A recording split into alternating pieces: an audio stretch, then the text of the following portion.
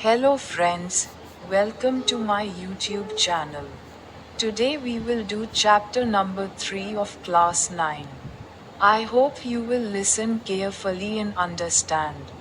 Before starting the video, I request you all to share this video with your friends and subscribe to the channel and press the bell icon.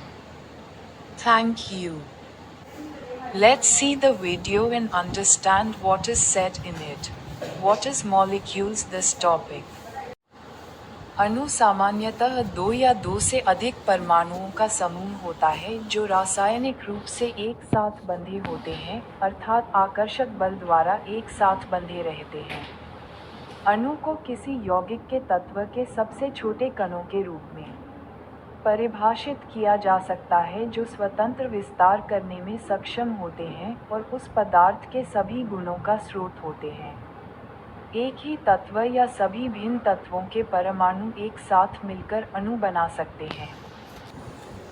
The molecules of an element are constituted by the same type of atom. Molecules of many elements such as argon, helium, etc. are made up of only one atom of that element, but this is not this case with A.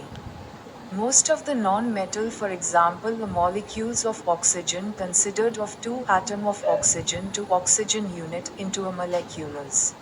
एक तत्व के अणु एक ही प्रकार के परमाणुओं से बने होते हैं।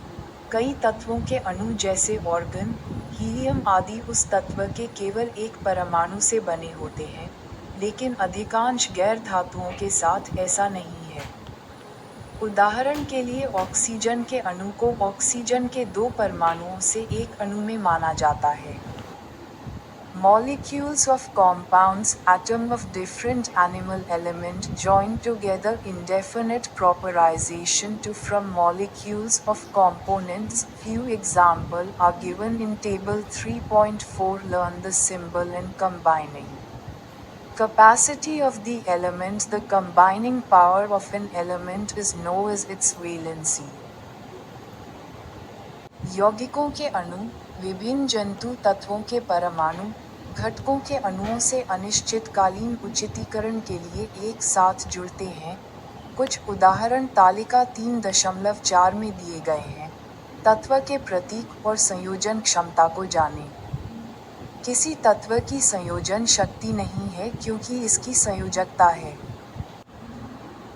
Writing chemical formulae. The chemical formula of a component is symbolic representation of its components. The chemical formula of different compounds can be written easily. For this exercise we need to learn the symbols and combining capacity of the element. The combining power of an element is known as its valency. Valency can be used to find out how the atoms of an element will combine with atoms of another element to form a chemical compound.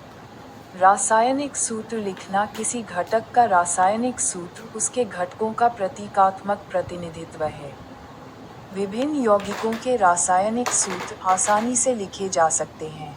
इस अभ्यास के लिए हमें तत्व के प्रतीकों और संयोजन क्षमता को सीखने की आवश्यकता है। किसी तत्व की संयोजन क्षमता को सीखने की आवश्यकता है। किसी तत्व की संयोजन शक्ति इसकी संयोजकता के रूप में नहीं होती है।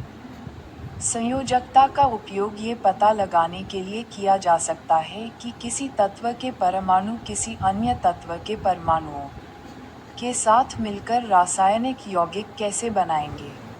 The rules that you have to follow while writing the chemical formula are as follows. The vacancy of change on its icon must balance when a compound constitutes of a metal and a non-metal be same or symbol of the metal is written first. For example, calcium oxide, sodium chloride, iron sulfide, copper oxide, etc. रासायनिक सूत्र लिखते समय आपको निम्नलिखित नियमों का पालन करना होगा। जब एक यौगिक धातु और अधातु से बना हो तो उसके चिन्ह पर परिवर्तन की रिक्ति संतुलित होनी चाहिए या धातु का प्रतीक पहले लिखा जाना चाहिए।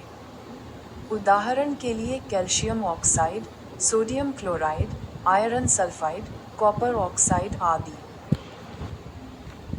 आपसे का बहुत बहुत धन्यवाद। आप लोगों ने मुझे बहुत ध्यान से सुना और अगली वीडियो बहुत जल्द आएगी, इसलिए अब